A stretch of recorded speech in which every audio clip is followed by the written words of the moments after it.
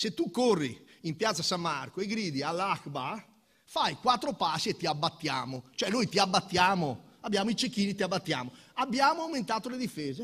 L'ha ripetuto per ben 2 volte consecutivamente il messaggio tra provocazione e rassicurazione del primo cittadino di Venezia, Luigi Brugnaro, questa mattina nel corso del convegno sulla demografia direttamente dal meeting di Rimini di Comunione e Liberazione. Superfluo dire come la cosa abbia indispettito diversi tra i presenti, suscitando risatine di rimprovero e scherno come quelle del sindaco di Rimini, Andrea Agnassi, dalle battute per i più fuori luogo e decisamente imbarazzanti.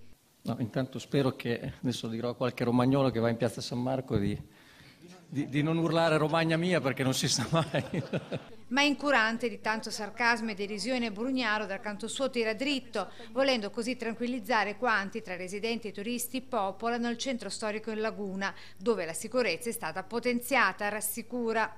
Adesso lo aumenteremo ancora, perché dobbiamo dare la sensazione alla città, alla cittadinanza, che noi ci siamo, che vogliamo reagire,